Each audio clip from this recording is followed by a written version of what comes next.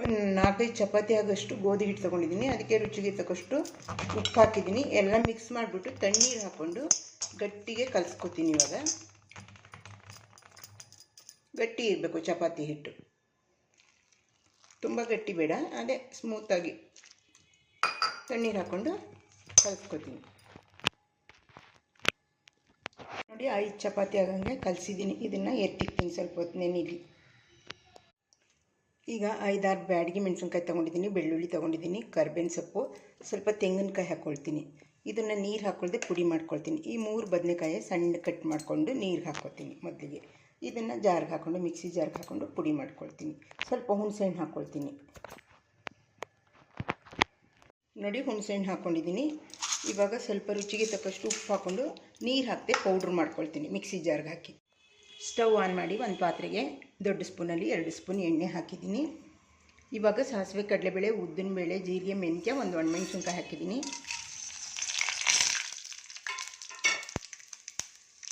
ಸ್ವಲ್ಪ ಈರುಳ್ಳಿ, ಟೊಮೊಟೊ ಹಾಕ್ತೀನಿ.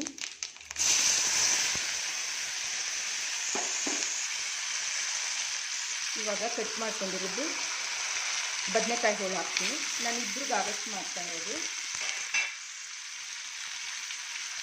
ಸ್ವಲ್ಪ ಹಿಂಗೆ ಹಾಕ್ತೀನಿ. ಇದೆಲ್ಲ ಸ್ವಲ್ಪ ಎಣ್ಣೆಯಲ್ಲಿ ಬಾಡಿಸ್ಬೇಕು ಚೆನ್ನಾಗಿ.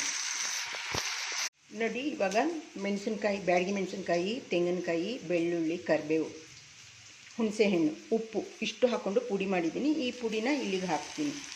ಮತ್ತು ಕೊತ್ತಂಬರಿ ಸೊಪ್ಪು ಹಾಕ್ತೀನಿ. ಇಷ್ಟು ಫ್ರೈ ಆದಮೇಲೆ ಹಾಕಬೇಕು.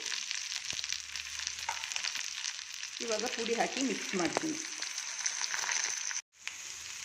ಸಿಮ್ಮಿಗೆ ಮಾಡಿ ಸ್ವಲ್ಪ ಇದೆಲ್ಲ ಫ್ರೈ ಆಗೋ ತನಕ ಇಡಬೇಕು. ಇಷ್ಟಾದರೆ ಬದನೆಕಾಯಿ ಡ್ರೈ ಪಲ್ಯ ರೆಡಿ. ಇದು ಚಪಾತಿಗೆ ಚೆನ್ನಾಗಿರುತ್ತೆ, ರೊಟ್ಟಿಗೆ ಚೆನ್ನಾಗಿರುತ್ತೆ, ಅನ್ನಕ್ಕೆ ಸೈಡ್ ಡಿಶ್ ಆಗಿ ಉಪಯೋಗಿಸ್ಕೋಬೋದು. ಇವಾಗ ರೆಡಿಯಾಗಿದೆ. ಇಷ್ಟಾದರೆ ಸಾಕು. ನೀವು ಮಾಡಿ ನೋಡಿ. ಇವಾಗ 2 ಸಣ್ಣ ಸಣ್ಣ ಉಂಡೆ ತೊಗೋತೀನಿ.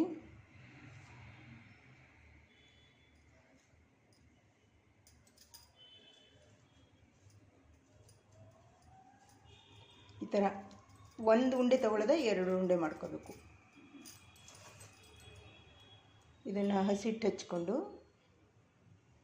ಪೂರಿ ಥರ ಲಟ್ಟಿಸ್ತೀನಿ ಮೊದಲಿಗೆ.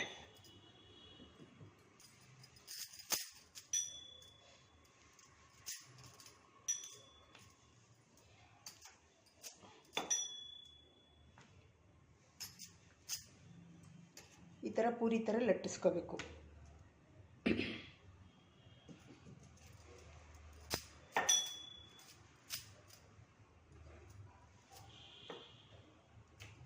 ತುಂಬ ಚೆನ್ನಾಗಿ ತೆಳ್ಳಗೆ ಬರುತ್ತೆ ಚಪಾತಿ. ನೋಡಿ ಈ ಥರ 2 ಹಾಕೋಬಿಟ್ಟು 2ಕ್ಕೂ ಎಣ್ಣೆ ಹಚ್ಕೋಬೇಕು ಮೊದಲು.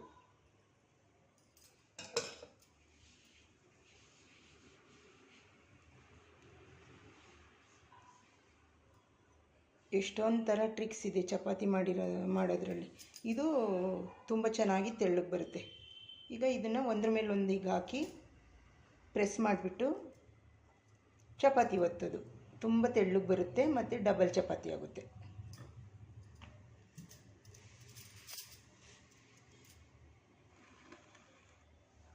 ಇವಾಗ ಚಪಾತಿ ಒತ್ತೋಣ.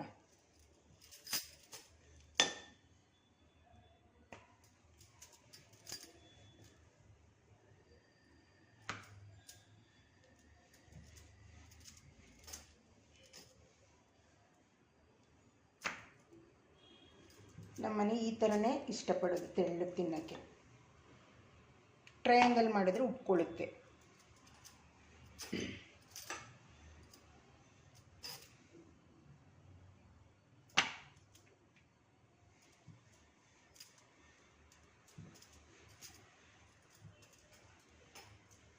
ನೋಡಿ ಈ ಥರ ಒತ್ತಿದ್ದೀನಿ ಚಪಾತಿ. ಇವಾಗ ಸುಡೋಣ.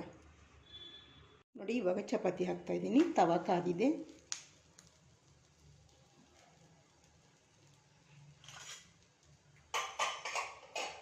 ಇದು ಚೆನ್ನಾಗಿ ಬೇಯಲಿ.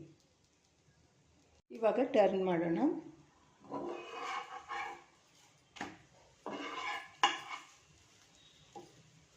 ಟರ್ನ್ ಮಾಡಿ ಈ ಕಡೆನೂ ಸುಡ್ತೀನಿ. ಮೇಲೆ ನೀವು ಎಣ್ಣೆ ತುಪ್ಪ ಏನು ಬೇಕಾದ್ರೂ ಹಾಕ್ಕೋಬೋದು. ನಾನು ಎಣ್ಣೆ ಹಾಕ್ತಾಯಿದ್ದೀನಿ.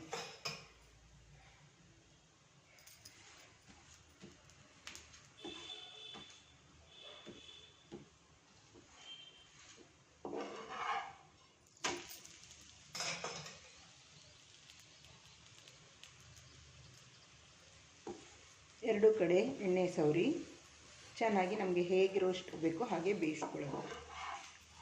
ಇದು ಊದ್ಕೊಳ್ಳಲ್ಲ ಚಪಾತಿ, ತೆಳ್ಳಗೆ ಡಬಲ್ ಚಪಾತಿ ಬರುತ್ತೆ ನೋಡಿ. ಇಷ್ಟಾದರೆ ಸಾಕು. ತೆಗೆದುಬಿಟ್ಟು ಇನ್ನೊಂದು ಚಪಾತಿ ಹಾಕ್ಕೊಳ್ತೀನಿ.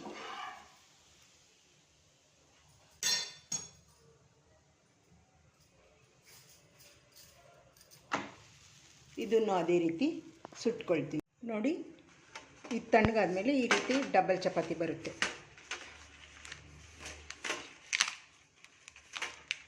ಈ ರೀತಿ ಡಬಲ್ ಚಪಾತಿ ಬರುತ್ತೆ. ಬಿಡಿಸ್ಕೊಳ್ಳೋದು.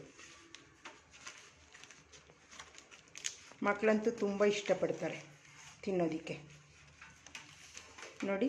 ಈ ಥರ ಡಬಲ್ ಚಪಾತಿ ಬರುತ್ತೆ. ಇದಕ್ಕೆ ಹಸಿಮೆಣಸಿನ್ಕಾಯಿದು ಖಾರ, ತುಪ್ಪ ಮತ್ತು ಬದನೆಕಾಯಿದು ಡ್ರೈ ಪಲ್ಯ ಇದನ್ನು ಮಾಡ್ಕೊಂಡಿದ್ದೀನಿ. ಈ ಥರ ಚಪಾತಿ ನೀವು ಮಾಡ್ಕೊಂಡು ತಿನ್ನಿ. 4 ಅಲ್ಲ 6 ತಿನ್ಬೋದು ಮಡಚ್ಕೊಬಿಟ್ಟು.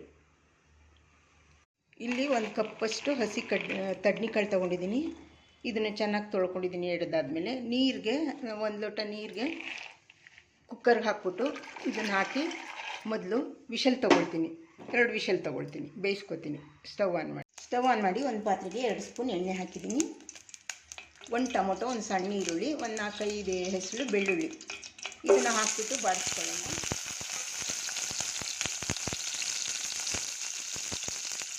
ಸ್ವಲ್ಪ ಕರಿಬೇವು, ಸಾಂಬಾರಿಗೆ ಸ್ವಲ್ಪ ಬಾಡಿಸ್ಕೊಳ್ತೀನಿ. ಇದನ್ನು ಇವಾಗ 1 ಸ್ಪೂನ್ ಸಾಸಿವೆ ಹಾಕೋತೀನಿ. ಇದು ಚೆನ್ನಾಗಿ ಸ್ವಲ್ಪ ಬಾಡಿಸ್ಕೋಬೇಕು ಮಸಾಲೆಗೆ. ಇದೇ ಮೇಯ್ನ್ ಮಸಾಲೆಗೆ.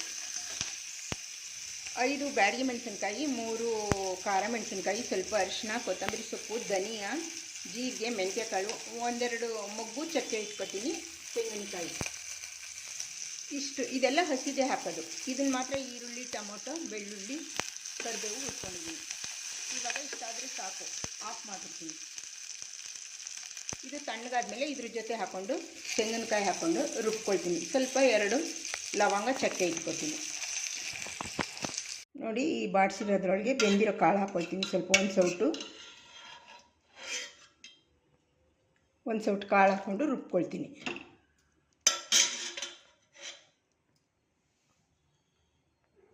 ಚಕ್ಕೆ ಪುಡಿ, ಲವಂಗ ಹಾಕ್ಕೊಂಡಿದ್ದೀನಿ. ಇದಿಷ್ಟು ಸಾಮಾನು ಜೊತೆ ಇದು ಬಾಡಿಸಿರೋದು ಈರುಳ್ಳಿ, ಟೊಮೊಟೊ ಹಾಕ್ಕೊಂಡು ಕಾಳು ಬೆಂದಿರೋದು ಹಾಕ್ಕೊಂಡು ತೆಂಗಿನಕಾಯಿ ಹಾಕ್ಕೊಂಡು ರುಬ್ಕೊಳ್ತೀನಿ ಮೊದಲಿಗೆ. ಇವಾಗ ಇದಕ್ಕೆ ಹುಣಸೆ ಹಣ್ಣಿನ ರಸ ಹಾಕ್ಬಿಡ್ತೀನಿ. ಸ್ವಲ್ಪ ಹುಣಸೆ ಹಣ್ಣಿನ ರಸ ಹಾಕ್ತೀನಿ. ರುಬ್ಬಾದ್ಮೇಲೆ ಇಲ್ಲಿಗೆ ಹಾಕ್ಕೊಂಡು ಕುದಿಸೋಣ. ಸ್ಟವ್ ಆನ್ ಮಾಡಿ ಈರುಳ್ಳಿ, ಟೊಮೊಟೊ ಹುರಿದಿದ್ದ ಪಾತ್ರೆಗೆ ಸ್ವಲ್ಪ ಎಣ್ಣೆ ಹಾಕ್ಕೊಂಡಿದ್ದೀನಿ. ಈಗ ಸಾಸಿವೆ, ಕಡಲೆಬೇಳೆ, ಉದ್ದಿನಬೇಳೆ, ಜೀರಿಗೆ, ಮೆಂತ್ಯ ಹಾಕ್ಕೊಳ್ಳೋಣ. 1 ಸಣ್ಣ ಈರುಳ್ಳಿ, ಕರಿಬೇವಿನ ಸೊಪ್ಪು ಹಾಕ್ಕೊಳ್ತಾ ಇದ್ದೀನಿ. ಇದು ಸ್ವಲ್ಪ ಫ್ರೈ ಆಗಿ ಸ್ವಲ್ಪ ಹಿಂಗೆ ಹಾಕ್ತಾಯಿದ್ದೀನಿ.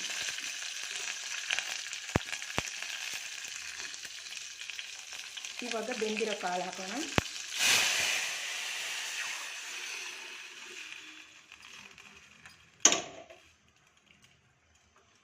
ಇವಾಗ ರುಬ್ಬಾಕಿರೋ ಪೇಸ್ಟ್ ಹಾಕಿಬಿಟ್ಟು ನಮಗೆ ನೀರಿನ ಕನ್ಸಿಸ್ಟೆನ್ಸಿ ಸಾಂಬಾರಿಗೆ ಹೇಗೆ ಬೇಕೋ ಹಾಗೆ ಮಾಡ್ಕೊಳ್ತೀನಿ ನೋಡಿ. ಇಷ್ಟು ತೆಳ್ಳಗೆ ಮಾಡ್ಕೊಂಡಿದ್ದೀನಿ ಸಾಂಬಾರು. ಇವಾಗ ರುಚಿಗೆ ತಕ್ಕಷ್ಟು ಉಪ್ಪು ಹಾಕ್ಬಿಟ್ಟು ಚೆನ್ನಾಗಿ ಕುದಿಸೋಣ. ಹಸಿ ಖಾರ ರುಬ್ಬಿ ಸಾರು ಮಾಡೋದು ಹಸಿ ಕಾಳಲ್ಲಿ ತೋರಿಸಿದ್ದೀನಿ. ಈ ಥರ ನೀವು ಮಾಡ್ಕೊಳ್ಳಿ. ಇದು ಚೆನ್ನಾಗಿ ಒಂದು ಕುದಿ ಬರಲಿ. ಮುದ್ದೆ, ಅನ್ನ, ಚಪಾತಿ, ರೊಟ್ಟಿ, ಇಡ್ಲಿ ಎಲ್ಲದಕ್ಕೂ ಚೆನ್ನಾಗಿರುತ್ತೆ ಇದು ನೋಡಿ. ಈ ರೀತಿ ಚೆನ್ನಾಗಿ ಕುದಿಸ್ಬೇಕು. ಇಷ್ಟು ಕುದ್ರೆ ಸಾಕು. ಹಸಿ ಖಾರದ್ದು ವಾಸನೆ ಎಲ್ಲ ಹೋಗಬೇಕು. ಇದನ್ನು ತೆಗೆದುಬಿಟ್ಟು ಇವಾಗ ಅನ್ನಕ್ಕೆ ಇಡ್ತೀನಿ. ಮುದ್ದೆ ಮಾಡಿರೋದು ಹಿಂದಿನ ರೆಸಿಪಿಲೆಲ್ಲ ತೋರಿಸಿದ್ದೀನಿ, ನೋಡ್ಕೋಬೋದು. ಈ ಸಾಂಬಾರಿಗೆ ಮುದ್ದೆ ಚೆನ್ನಾಗಿರುತ್ತೆ. ಅನ್ನ ಮಾಡ್ಕೊಬಿಡ್ತೀನಿ ಮೊದಲು. ಆಮೇಲೆ ಮುದ್ದೆ ಮಾಡ್ಕೊಂಡು ಊಟ ಮಾಡ್ತೀನಿ. ಈ ರೀತಿ ನೀವು ಹಸಿ ಕಾಳು ಸಾರು ಮಾಡ್ಕೊಂಡು ಊಟ ಮಾಡಿ. ನಾನು ಇವತ್ತು ಅನ್ನ ಮಾಡ್ಕೊಂಡಿದ್ದೀನಿ, ಅನ್ನಕ್ಕೆ ಹಾಕ್ಕೊಂಡಿದ್ದೀನಿ, ರಾತ್ರಿಗೆ ಮುದ್ದೆ ಮಾಡ್ಕೊತೀನಿ. ಅನ್ನಕ್ಕೆ ಈ ರೀತಿ ಹಸಿ ತಡ್ನಿ ಕಳೆದು ಹಸಿ ಖಾರ ರುಬ್ಬಿ ಮಾಡಿರೋ ಸಾರು ಈ ರೀತಿ ಸರ್ವ್ ಮಾಡ್ಕೊಂಡು ಊಟ ಮಾಡಿ.